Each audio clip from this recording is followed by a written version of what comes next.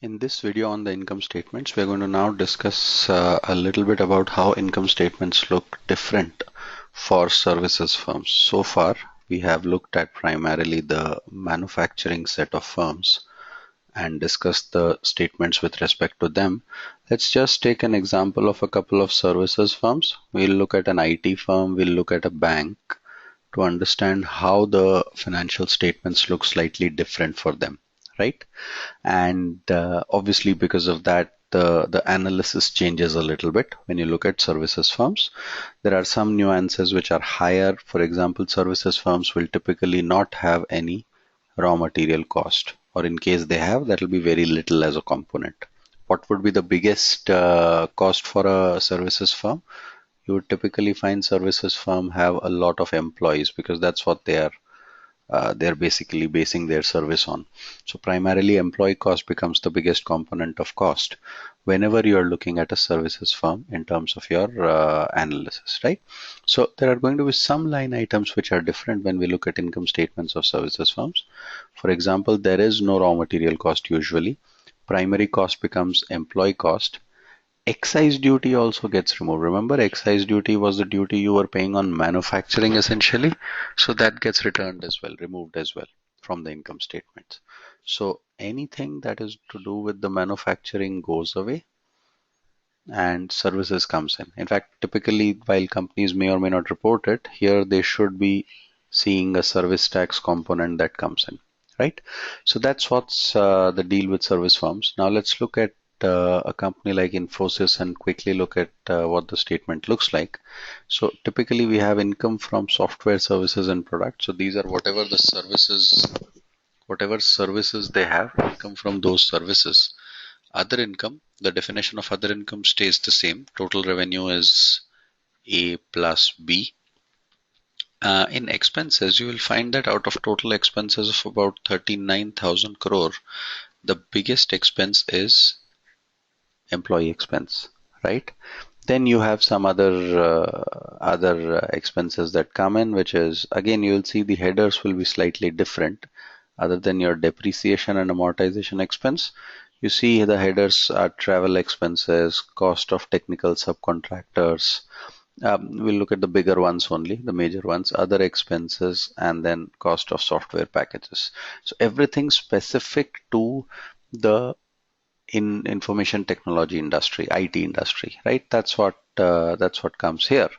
And then they have the profit before business, and then they have the tax, and then the earnings per share. So everything else is exactly the same or similar as the earlier cases, just that the headers are different.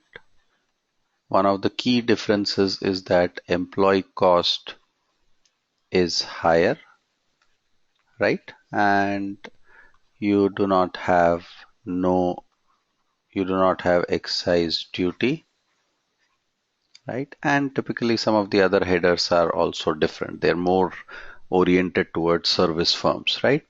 uh, EPS calculation, rest of the definitions remain similar. In certain kind of services firms, the definition of operating profit, etc., get different, right? In this case, it is simple. You can consider EBITDA or EBITDA as the operating profit. But in certain other cases, you will realize that those definitions may not exactly hold, right? What would those areas be? Let's take the income statement, for example, for a bank. Now, how does a bank make money? The bank basically takes deposits, and on these deposits, it pays interest, right? On the other hand, it extends loans, and on these loans, it gets interest, right? So primary income is interest income. Primary expense will be interest expense. So that's your interest earned, that's your interest expended, right? These are going to be your primary incomes and expenditures that come in. The other income for a bank is all the other income that comes in the form of commissions, right? Or in their investment banking division, or when you use an ATM, you end up paying a fee to the bank, that kind of a fee. So all sorts of fee income, etc. If you ask for a new checkbook, there is a fee. If you ask for a new debit card, there is a fee. All that comes under other income, right? So these are the three biggest headers for a bank. You have interest income, you have interest expended. Sometimes A and B are put together. So A minus B, which is interest earned minus interest expenses, is something called as net interest income for a bank. So sometimes banks just report net interest income straight away, right? And so that is something that could come, which is interest earned minus interest expended. That is net interest income. Other income, as we saw, is commission, etc. Then all other operating expenses come here, in which you will get all the rents, all the employee salary, and so on and so forth. Right? All these costs come under the operating expenses. We see one more header, which is called provisions and contingencies. Now banks give out loans. These loans can turn into bad debts, which means they do not come back. Banks have to, by regulation, provide for these. What do we mean by provide for these? Every quarter, some part of their profit mandatorily has to be put aside as provisions and contingencies against these bad debts. These bad debts in the banking terminology are known as NPA or non-performing assets.